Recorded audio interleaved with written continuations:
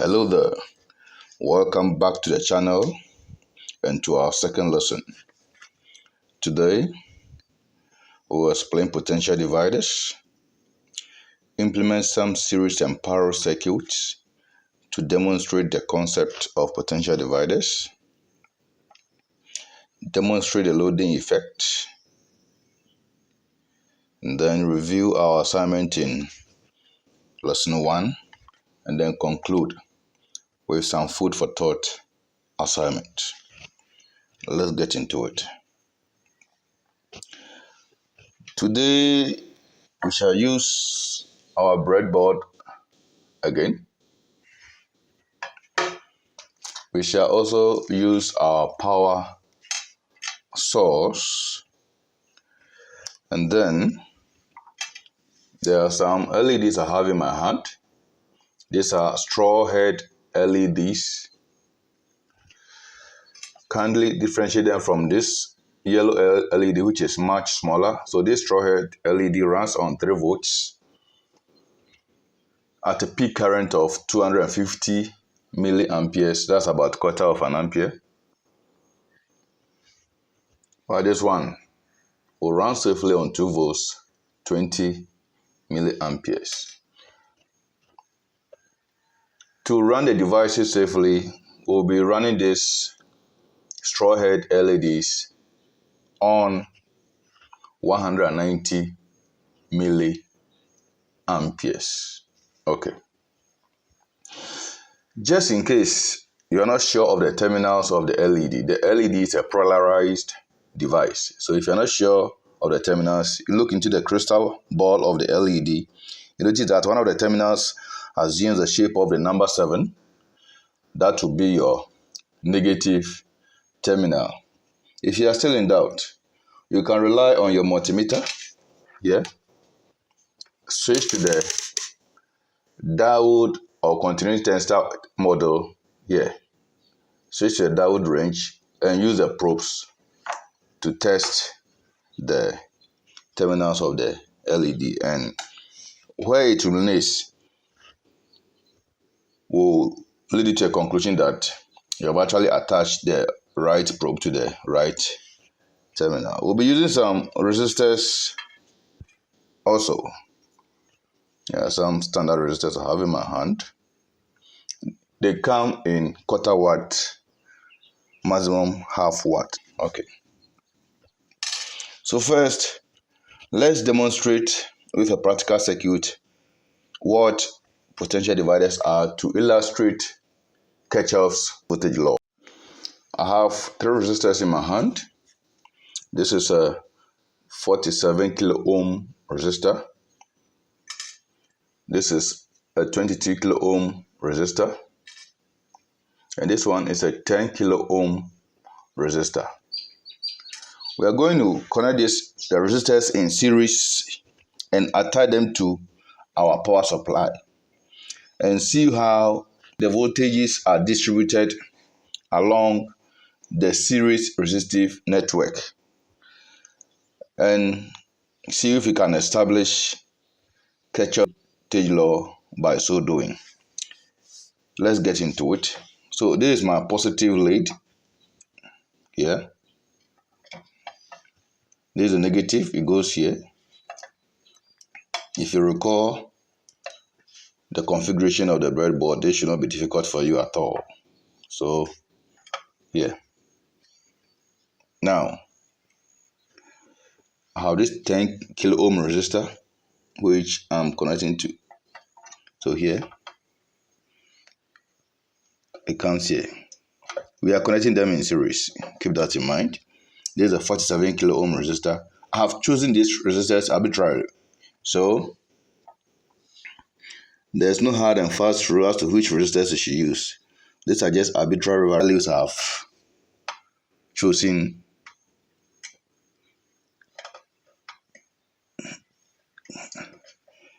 And want to see how the voltage will be distributed along the resistive network.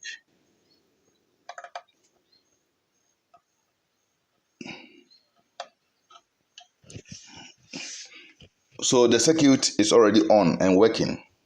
What we have to do now is to check hot voltages our voltmeter will read. Our voltmeter is on.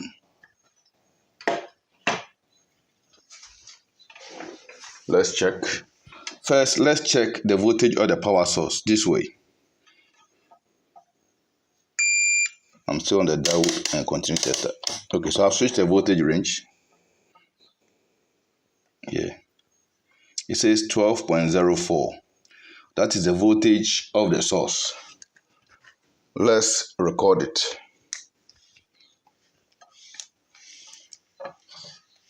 Say so E M F says 12.04. Let's see the voltage drop on the 22 kilo ohm resistor. It says 3.32. Okay.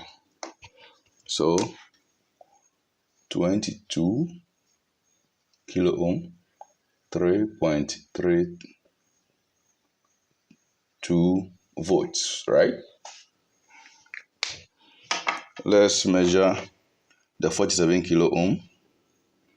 It says 7.16. So 47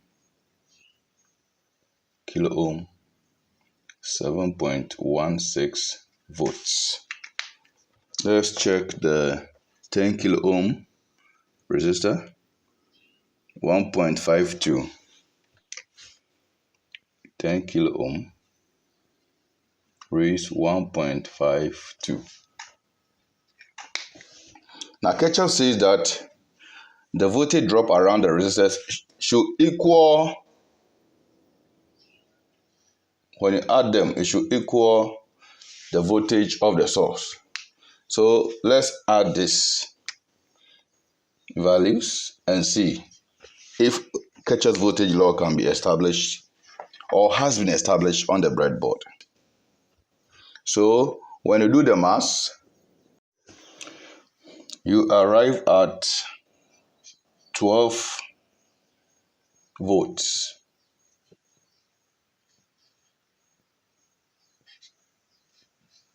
Which is almost equal to the voltage of the source. The difference being that the multimeter has been rounding off our gauge. So that is what Kirchhoff's voltage law states. All the voltages on the resistors are, when you add them up, they should equal the voltage of the source. Very well. Let's see the application of this potential divider network in the real world. So say we have a device which needs like 3 volts to power up, but the voltage at our disposal as we speak is 12. You notice that if we were to attach all the 12 volt power supply to that device which seeks to rely on only 3 volts, we will just destroy the device. So what a potential divider seeks to achieve, given our present circumstance, is to make sure that we program the resistive network such that the load we are about to power up gets only 3 volts and the excess voltage, which under the present circumstance is 9 volts, is shed off through a series resistor. Let's take a practical example. Let me take these things off. Okay. Anyway. So I have my straw head LED here. My positive terminal is here, so this one will go there. Yeah.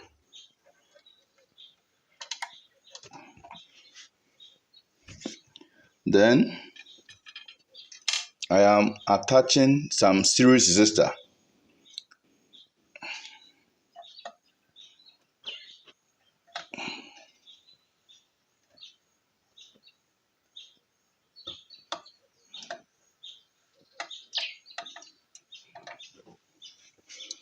The value for now, I will not tell you. We'll do the math to arrive at the value. Let's power it up and see. Okay, there you have it. The LED is on. Over here, I have attached a particular series resistor. I'm running the LED on a current of approximately 190 milliamperes. This is just one LED. What if we attach another LED in parallel to the existing one? What will happen? Let's try it and see. This is a positive lead. Yeah. It's parallel to this one, so come here. Okay. Let's power it up. So now, I have connected two LEDs in parallel. The effect right now is that the current which used to be absorbed by the single LED is now shared among those two LEDs which are in parallel. So we have one challenge. The brightness of the LED has reduced. And then second, you notice that the resistor is also heating up, which is telling me I have exceeded the power rating of the resistor. And until something is done quickly, the resistor will just burn and then we'll lose it entirely. We don't want that. So let's shut the circuit down and see how we can correct this limitation which the resistor imposes on us.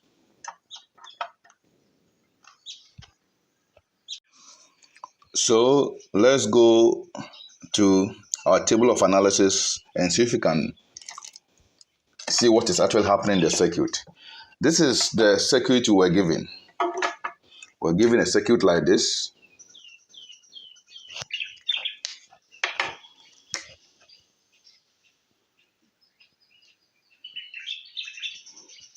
The LED was here.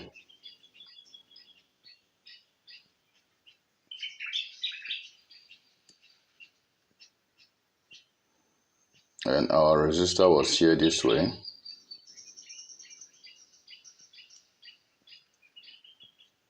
You don't know the value yet.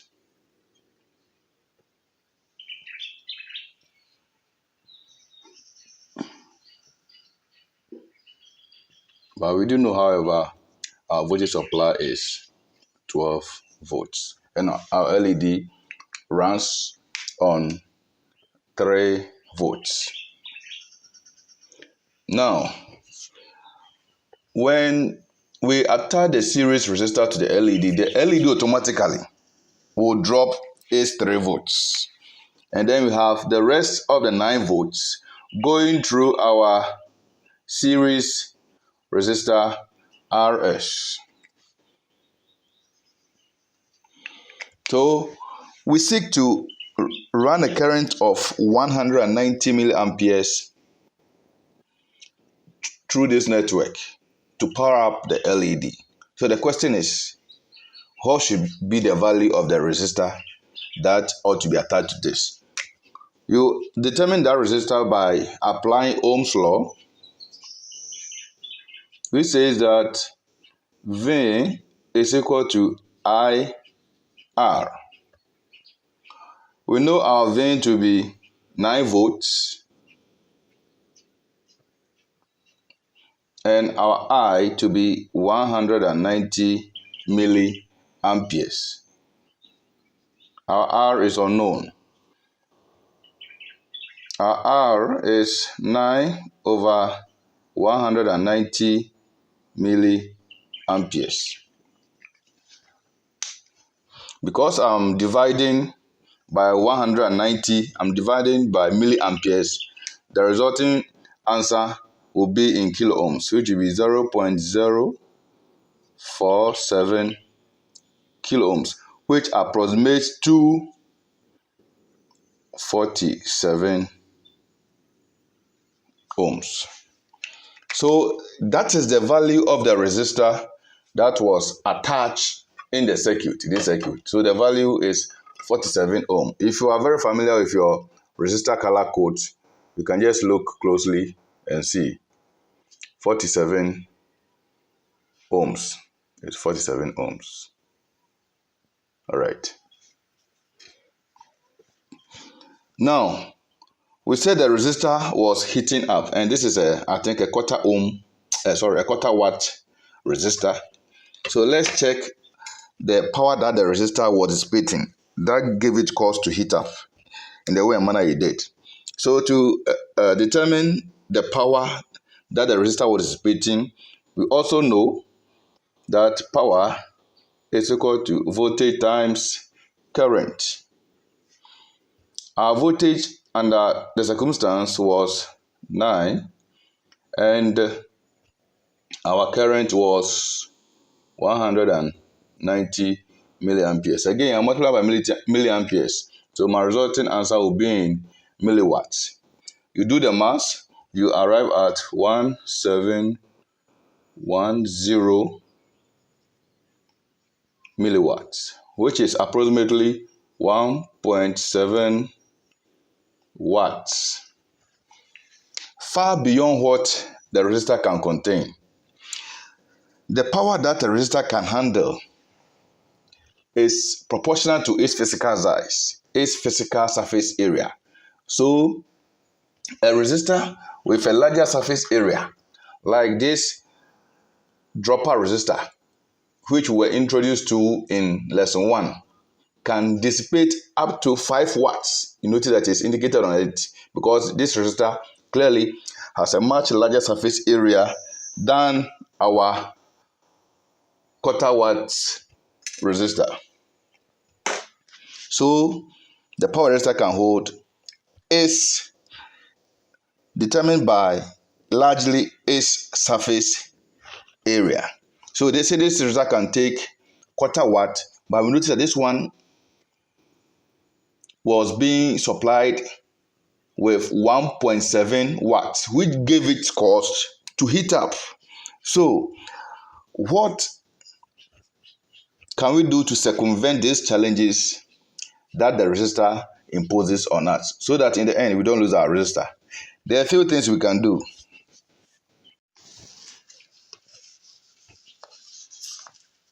We can, for instance, connect two resistors in parallel so that their effective resistance will equal 47 ohms, like this. We have 94 ohm parallel to 94 ohm. We know that effective resistance will still give us 47 ohm. So if we amend this circuit and arrive at something like this,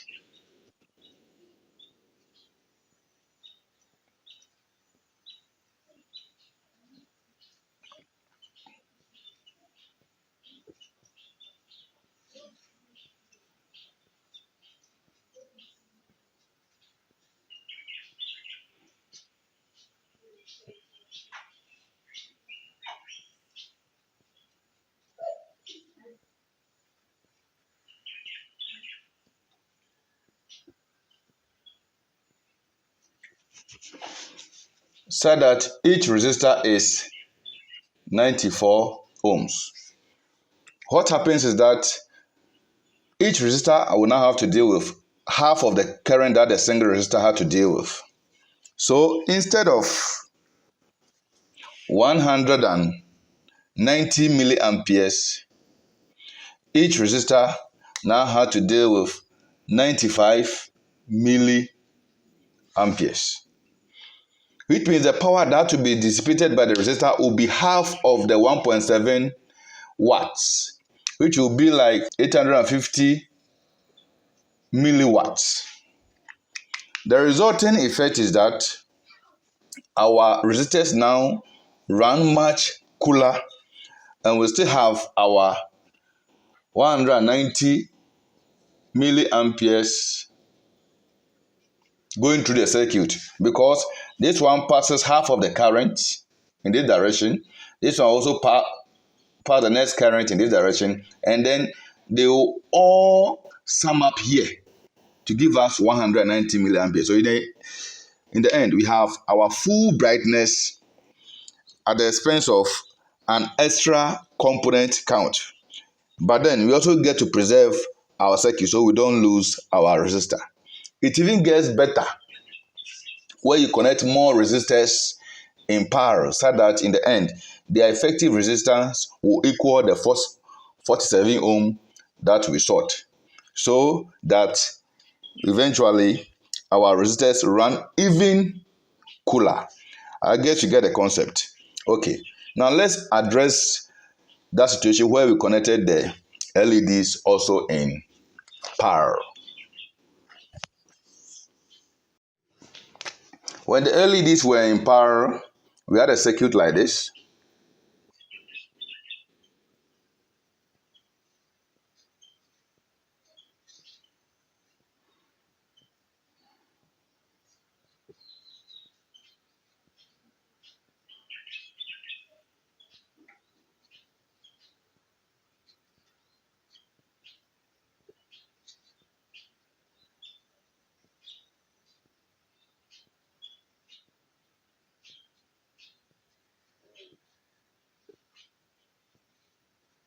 Okay, this one was 47 ohms running on 12 volts.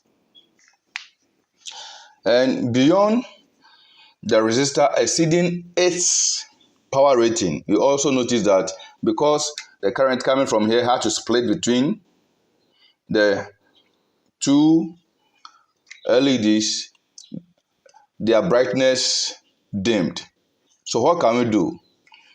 Our solution is to possibly deploy the solution that we prescribed in the earlier circuit, so that, for instance, over here, we would have to use 23.5 ohms, which is not a standard resistor.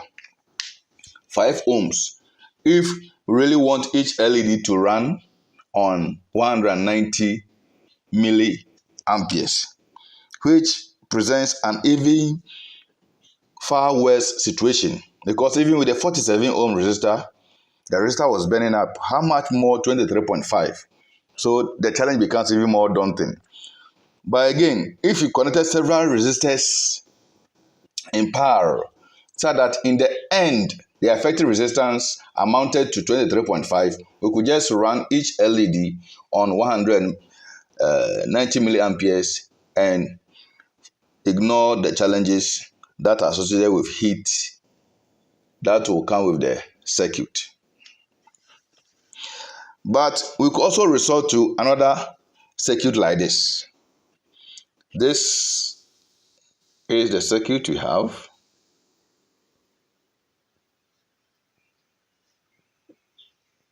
These are the LEDs. We could power up the LEDs with their individual resistors this way.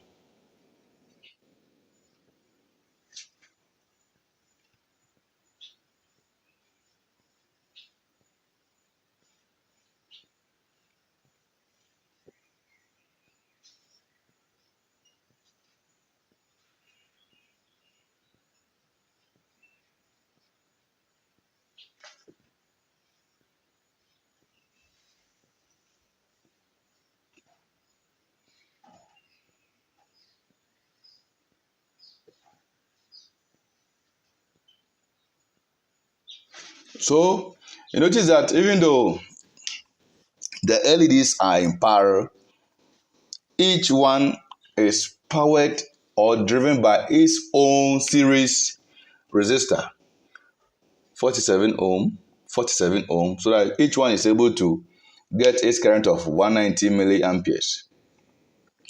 To circumvent the challenge we had with the power rating of the resistor, we could just connect resistors in parallel just to take care of this LED, then another resistor in parallel just to take care of this LED. In the end, we are able to reduce the heat that each resistor dissipates, and then we get our level of brightness. Very well. Now, let's see if we can demonstrate the loading effects on a potential divider.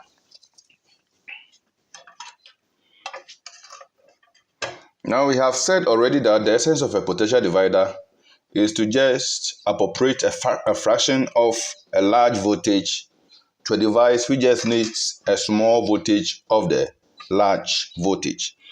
So that when you attach a load to the appropriated voltage, it should be able to serve its purpose. So I program a voltage divider and one resistor drops a voltage of say 3 volts and I attach a load to that 3 volts. I expect that the voltage which I have programmed courtesy that resistor will not change. If it changes, it means we have to find alternative ways of powering up the circuit. Let's consider what I'm talking about. For instance, I have this 470 ohm resistor, and then I have this 10 ohm resistor, which I'm going to establish a voltage divider with this LED. So let's see what becomes of the circuit. This is my positive terminal. I'll put it here. Okay. Now let me introduce my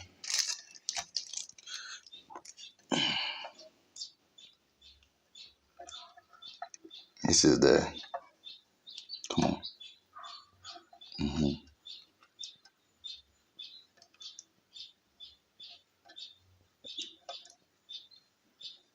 Okay. And they're all in series. Then I have this.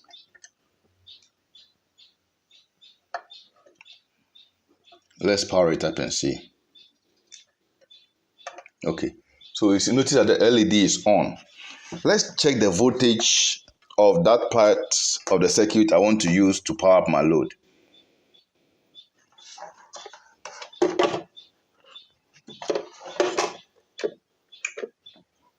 So I want to use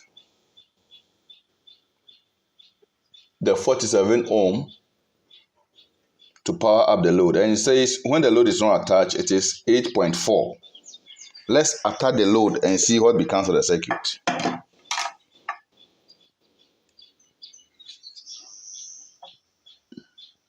I have this.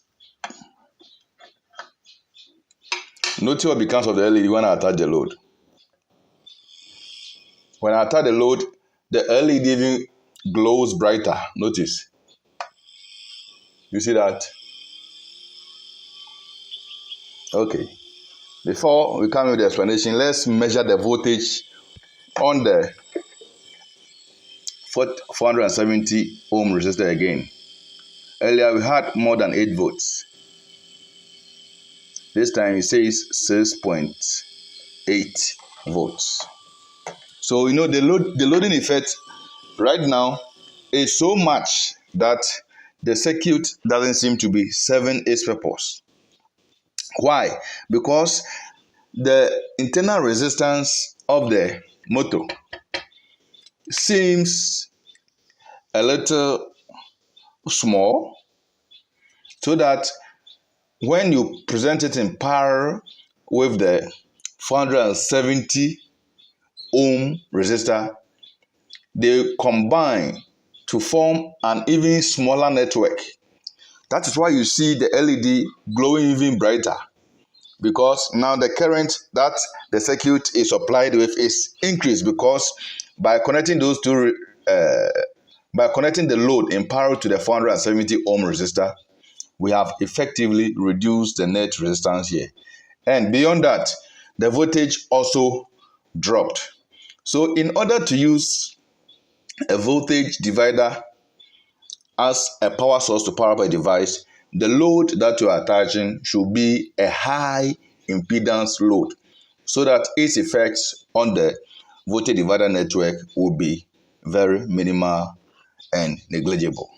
All right, let's get into the assignment you gave ourselves in lesson 1. In lesson 1, we were given a circuit like this to analyze. I have this.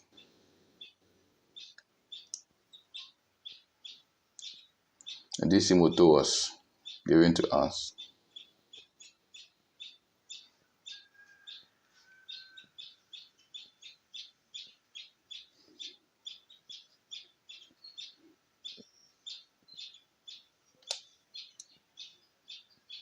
And a diode was strapped across it this way.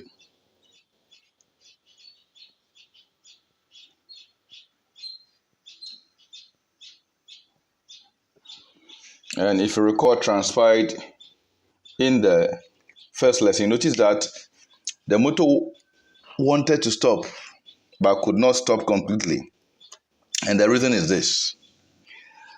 This LED, the way it has been configured, renders it forward bias. So when it is forward bias, it can pass from 0.7 volts up to 0.75 volts. 0.75 volts. And remember, we were using a very small DC motor to do the demonstration. And that DC motor will even turn on 0.6 volts. So the trick here is that if this were a load which required, say, 1 volt or more to turn up, the circuit would have stopped and would have effectively served this purpose. Now let's see our assignment for today. Our assignment for today is a small circuit which I want you to analyze and pass your comment in the comment section. We have a circuit like this.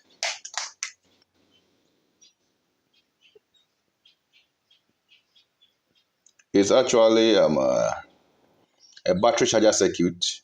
So this is a battery which, when discharged,